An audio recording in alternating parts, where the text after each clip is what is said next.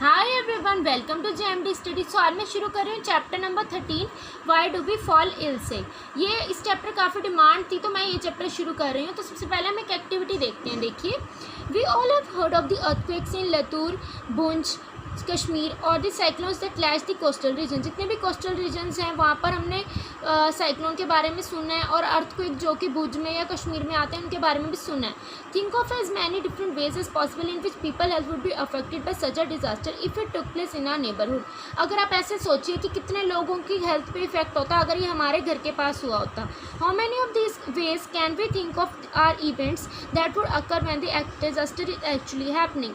आप कितने तरीक़ों से सोच सकते हैं कि लोगों ने क्या सोचा होगा इस इवेंट्स के बारे में, हम क्या सोचते अगर ये डिज़ास्टर सच में हो रहा होता। How many of these health related events would happen long after the actual disaster. कितने ऐसे हेल्थ रिलेटेड इवेंट्स होते डिज़ास्टर के होने के बाद, कितने लोगों की हेल्थ इफेक्ट होती and but would still be cause of the disaster, और होती क्यों डिज़ास्टर की वजह से। Why would one effect on health fall into the first group and why other fall into the second group. एक की effect जो हेल्थ पे हुई है वो एक ग्रुप में और दूसरी की दूसरे ग्रुप में क्यों फॉल होती है। तो देखिए, अब हम एक्टिविटी जो है इसका कोई वो नहीं है, हम जस्ट सोच रहे हैं। शुरू हम चैप्टर यहाँ से करेंगे।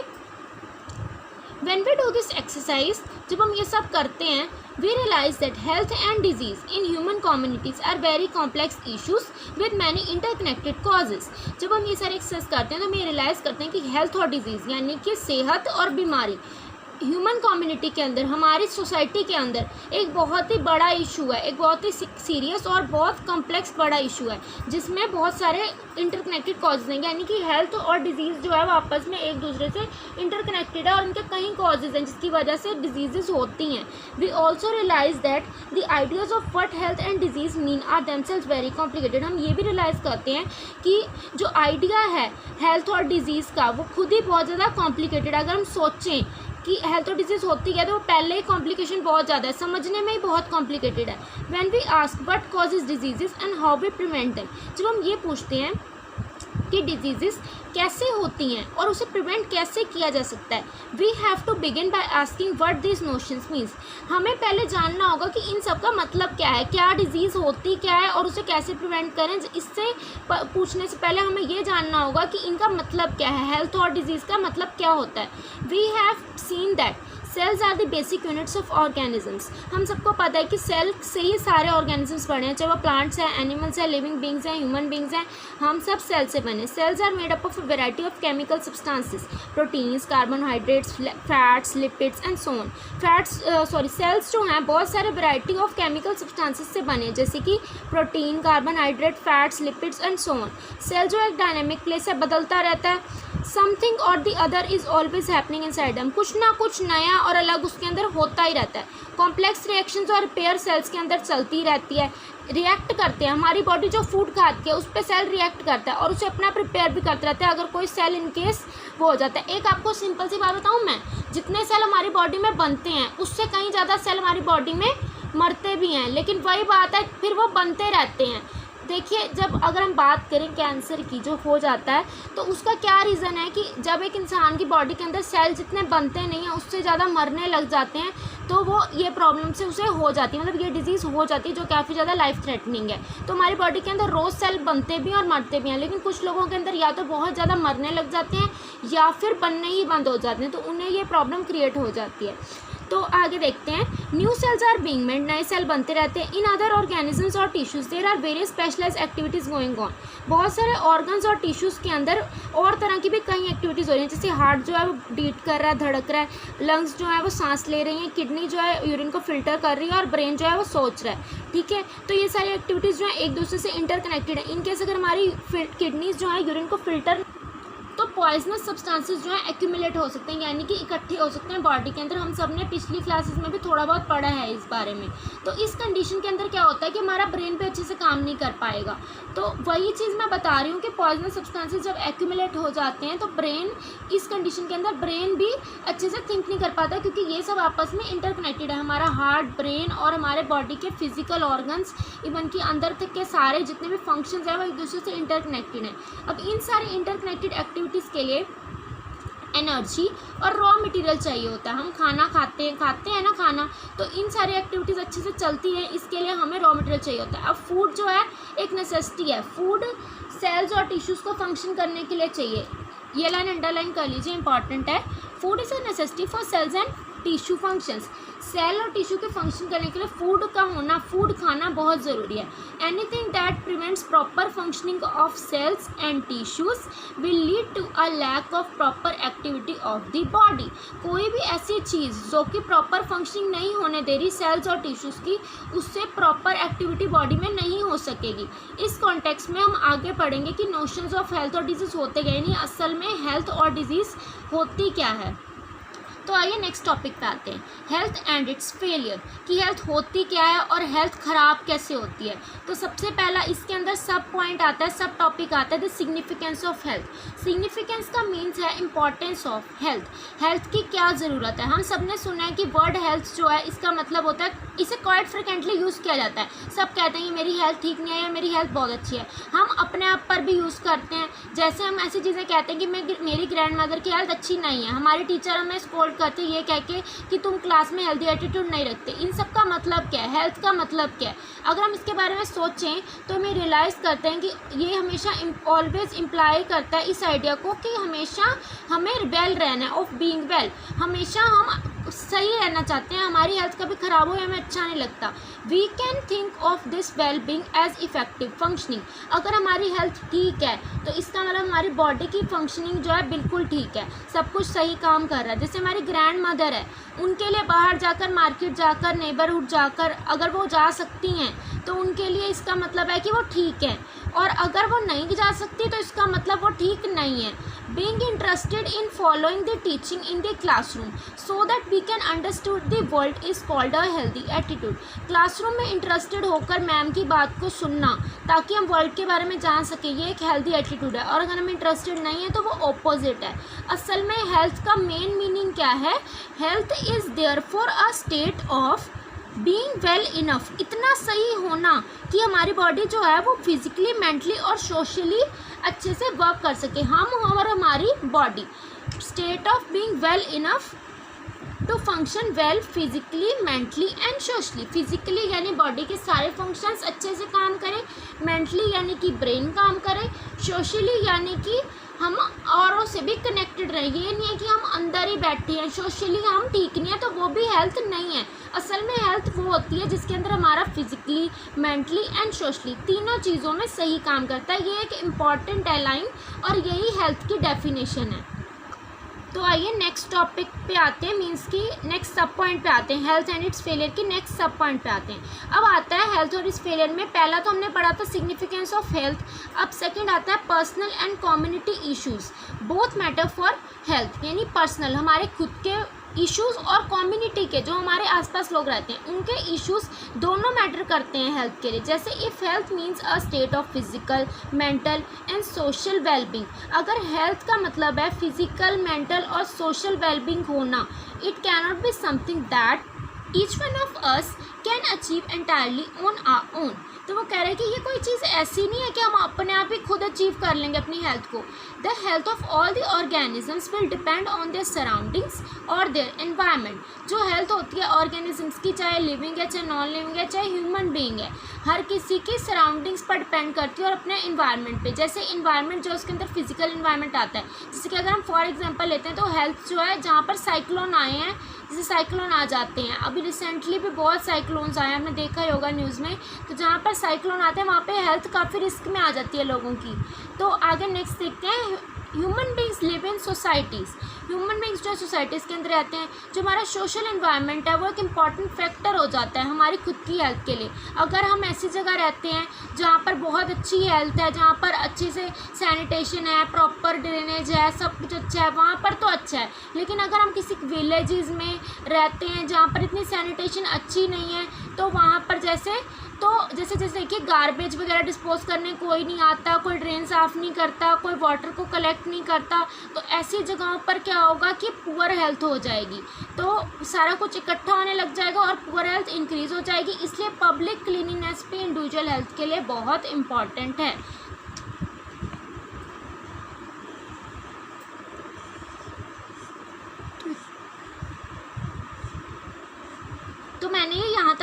बता दिया है, बिल्कुल सिंपल है इसलिए मैंने ऐसे ही बता दिया।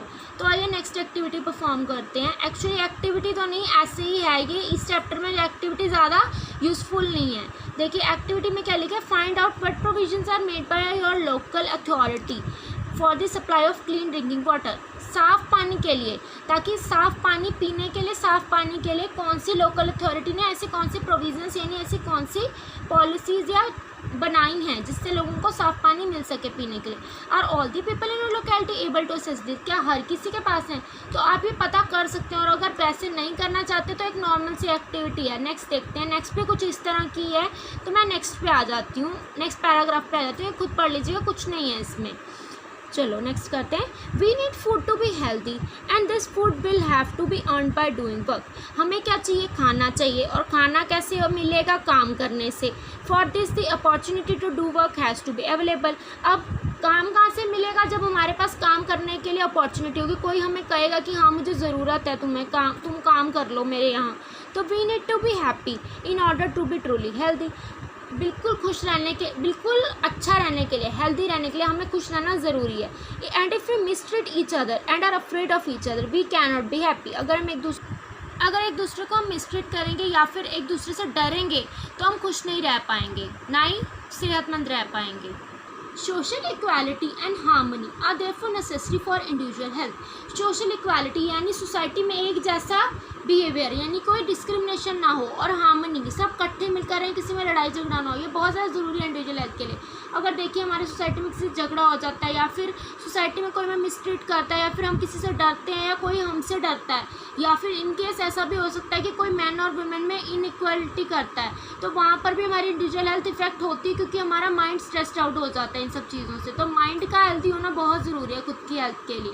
तो we can think of many other such examples of connections between community issues and individual health. अब हम बाकी और एग्जाम्पल के बारे में भी सोच सकते हैं जहाँ पर कम्युनिटी इश्यूज़ और इंडिविजुअल हेल्थ में इफेक्ट पड़ता है। अब एक टेबल देखिए यहाँ पे बना हुआ है, the 5 what to be done. तो देखिए यहाँ पे सबसे पहले क्या बताया है, देखिए फेशियल मैटर, यानी कि कोई भी ऐसा बेकार सा कुछ भी ऐसे जो यूज़फुल नहीं है। सबसे पहले fluids, protect the water source, treat and store water safely. सबसे पहले पानी को हमें क्या करना चाहिए? सबसे पहले हमें पानी को अच्छे से सेफ करके स्टोर करके रखना चाहिए, जिसे रेन वाटर हार्वेस्टिंग भी कह सकते हैं। Fingers, wash hands before preparing and taking food. सीधी सी बात है, बच्चों को भी पता है कि खाना खाने के बाद और पहले हाथ धोने चाहिए, और मतलब डेफिकेशन के बाद भी। तो नेक्स्ट आता है फ्लाइज, कवर दी फूड को कवर करना चाहिए। कंट्रोल फ्लाइज को कंट्रोल करने के लिए हमें चीज़ें करनी चाहिए। देखिए फ्लाइज यानी कि अगर मान लीजिए कि फूड खाली पड़ा, ऐसे ढक्का नहीं है हमने फूड को, और ऊपर फ्लाइज आ रही हैं, यानी कि मक्खियाँ वगैरह बैठ रही हैं, तो वो फूड जो है वो अनहेल्दी हो सकता है ईटिंग के लिए, अगर उसमें कोई जर्म्स वगैरह कुछ चला जाता है। तो वेजिटेबल्स को क्लीन करना चाहिए, और फ्रूट्स को यूज़ करने से पहले हमेशा धोकर खाना चाहिए। और आगे नेक्स्ट देखते हैं फ्लड्स के अंदर प्रॉपर ड्रेनेज सिस्टम होना चाहिए। जब प्रॉपर ड्रेनेज सिस्टम होगा तो कभी नालियों में पानी इकट्ठा ही नहीं होगा और कभी फ्लड्स आएंगे ही नहीं। तो ट्रीटमेंट ऑफ वाटर को भी अच्छे से ट्रीट करेंगे तो भी फ्लड्स नहीं आएंगे। अच्छे से वाटर को देखा जाएगा कि कहाँ पे वाटर ज़्यादा जम रहा है, उसको पहले ही ठीक कर लें। और उसके बाद क्या आता है, H का मीन्स है हाइजीन एंड S का मीन्स है सैनिटेशन। तो अब ये इसका क्या होगा, table prevention of transmission of diseases bye maintaining sanitation and hygiene. ये टेबल आ भी सकता है या हो सकता है कि टेबल ना आए, बट ये नॉर्मल सी बातें हैं तो मैंने बता दिया। तो आइए हम नेक्स्ट पे आते हैं, अब टॉपिक पे। तो आइए नेक्स्ट सब पॉइंट पे आते हैं 13.1.3 पे। तो distinctions between healthy and disease free. देखिए आप सब कंफ्यूज मत हो जाइएगा, हेल्थ एंड इट्स फेलियर के अंदर के सब पॉइंट्स हैं, जैसे significance of health, personal and community issues both matter for health, and the last is distinction between healthy and disease free. तो अब हम हेल्दी और डिजीज़ फ्री को पढ़ते हैं डिटेल में। तो देखिए, if this is what we mean by health, what do we mean by disease. अगर हेल्थ का मतलब ये है कि फिजिकली, मेंटली और सोशली एक्टिव होना, तो डिजीज़ का मतलब क्या है? The word is actually self explanatory. Word अपने आप ही सेल्फ एक्सप्लेनेटरी है। We can think of it as disease, disturbed ease. Disease क्या होती है? कोई भी ऐसी चीज़ जिसके अंदर हमें वो मतलब हमारा ईज़ जो है वो ख़त्म हो जाता है, मतलब कहीं ना कहीं हमें अंदर से अच्छा फील नहीं होता है, कोई भी चीज़ खाने का मन नहीं करता है, मतलब हम बीमार से अंदर से रहते हैं। डिजीज़ का मीन्स होता है दूसरे वर्ड्स में अनकम्फर्टेबलनेस, कुछ भी ऐसा होना अंदर बॉडी में जो हमें अनकम्फर्टेबल फील करवाता है, वो होती है डिजीज़।